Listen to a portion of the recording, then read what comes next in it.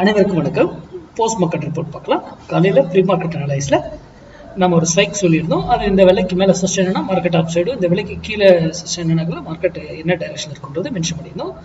அது என்னங்கிறத பார்க்கலாம். நம்ம மேக்ஸ் அடிப்படையில் தான் பங்குச்சந்தை அணுகுறாங்க. நம்ம ஒரு ப்ரைஸ் ஆக்ஷன் போய் பாருங்கள், மார்க்கெட்டில் போயிட்டு சப்போர்ட் அண்ட் ரெசிஸ்டன்ஸை ஃப்ளாட் பண்ணி அதை பாருங்கள், மார்க்கெட் வேல்யூ கொண்டு வர மாட்டோம். ஓகேங்களா? ஓப்பன் இன்ட்ரெஸ்ட் அதெல்லாம் பார்க்கவே மாட்டோம். நியூஸ் எந்த நியூஸ் எது வேணால் வந்துட்டு போகுது, அதெல்லாம் நமக்கு தேவையே கிடையாது. மேக்ஸ் அந்த வேல்யூவில் செட் பண்ணுறோம், அவ்வளோதான். இன்னைக்கு நம்ம என்ன சொல்லியிருந்தோம், 23,300 புட்டு 252 ரூபாய் கீழே இருந்தா நிஃப்டி ஏறுவதற்கு தான் ட்ரை பண்ணுவோம் அப்படின்னு சொல்லி. இன்னைக்கு ஐஏ என்னன்னு பாருங்க, 225 தான், அதுக்கு மேலே போல. அப்போ மார்க்கெட் என்ன இருக்கும், ஏறி இருக்கும். ஆனால் அங்கங்கே கரெக்ஷன் கொடுக்கும்போது சின்ன சின்னதாக இறங்கி ஏறி இருக்கும், ஏறதுக்கு ட்ரை பண்ணிட்டு. அப்போ ட்ரெண்டு மாற்றணும்னா எங்கே வந்திருக்கணும், இங்கே வந்திருக்கணும், இதுக்கு மேலே ப்ளே பண்ணியிருக்கணும். ஆர் மேக்ஸ் வேல்யூ உங்களுக்கு யூடியூப்ல தெரியாது, அதனால கீழே இருக்க வேல்யூவில் அது எங்கே திரும்புன்றதும் தெரியும்.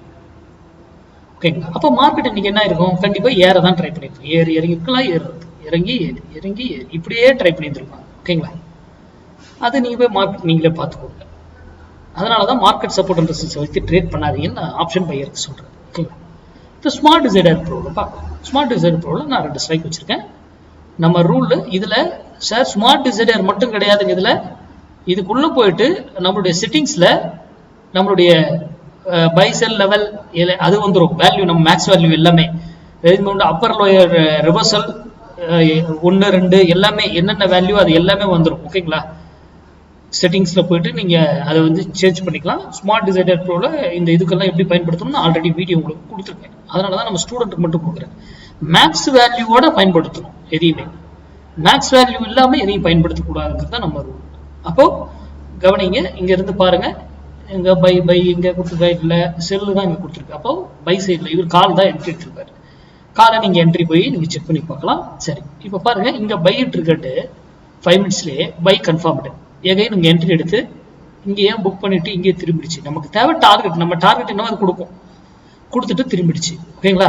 இங்க பாத்துக்கோங்க, நல்லா கவனிங்க. இங்க கொடுத்துட்டு இங்க திரும்பிடுச்சு. இங்க கவனிங்க, இந்த இடத்துல புட்ல பாருங்க, இந்த இடத்துல என்ன பண்றாங்க, பை ட்ரிகர் பண்றாங்க, அதே இங்க கன்ஃபார்ம் பண்றாங்க. அழகாக அங்க என்ட்ரி எடுத்துட்டு வேலை பார்த்து வச்சுக்கிறாங்க. சிம்பிள். அப்போ இவர் இந்த இடத்துல இது பண்ற வரைக்கும் இங்க என்ன பண்ணிக்கிட்டு இருக்காங்க, நல்லா கவனிங்க.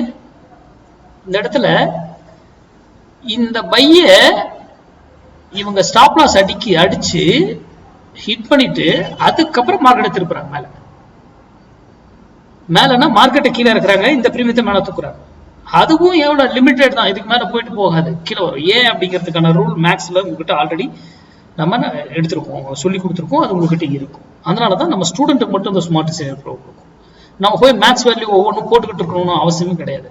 இந்த இண்டிகேட்டர்ல எல்லாமே வந்துடும். ஓகேங்களா? அடுத்த வீடியோவில் நாளை சந்திப்போம். நன்றி, வணக்கம், வாழ்க வளமுடன்.